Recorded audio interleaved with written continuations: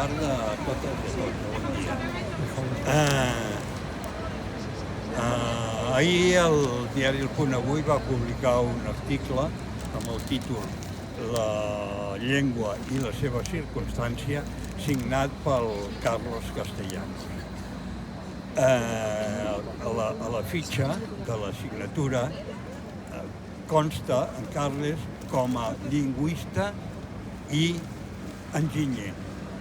O sigui, sembla que sigui una antonímia els dos conceptes, però no és cert, són molt complementaris.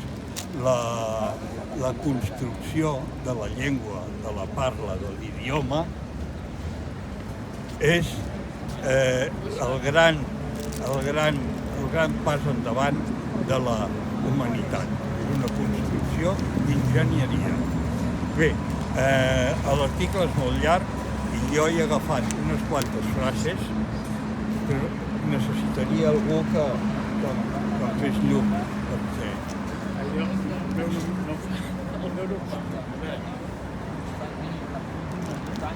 Ja et dic, és molt llarg, llegiré uns quants paràgrafs que a mi m'han dit coses i espero que a vosaltres també us els diguin. Totes les llengües, començant pel castellà, el francès, llengües d'estat, compten amb lleis fonamentals i centenars de normes que fan obligatori el seu ús. I en aquesta qüestió hem de tenir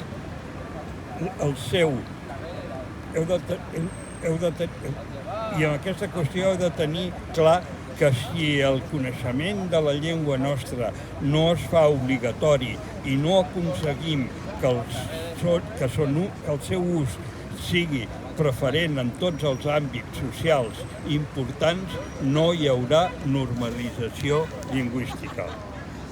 Si al món hi compten més de 5.000 llengües i hi ha tan sols uns 200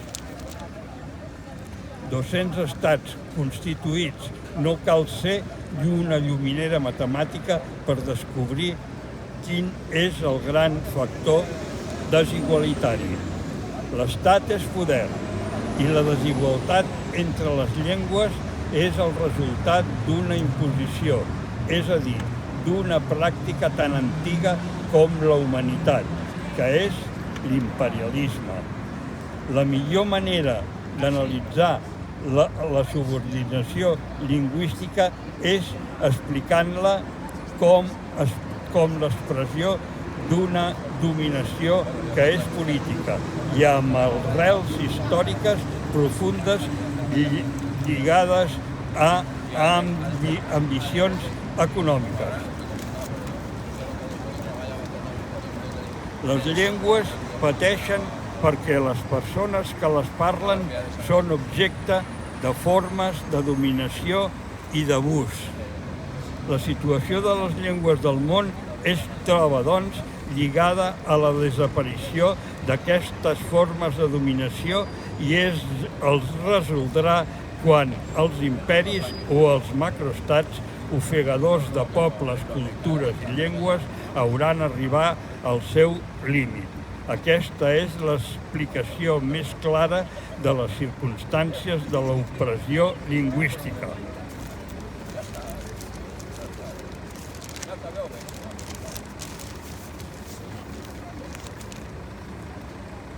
L'afebliment dels despotismes econòmics i polítics i la força de la gent, la mobilització. És el renaixement de les llengües, el renaixement de les llengües està lligat a l'afebliment dels despotismes econòmics i polítics i a la força de la gent, de la mobilització. La suma de qui parla la llengua i de qui pot passar fàcilment a parlar-la sempre en un entorn favorable és àmpliament majoritària. Això també són les circumstàncies de fons que envolten les llengües de la majoria dels pobles i nacions del món i que des de fa desenes d'anys estan canviant la faç de la terra.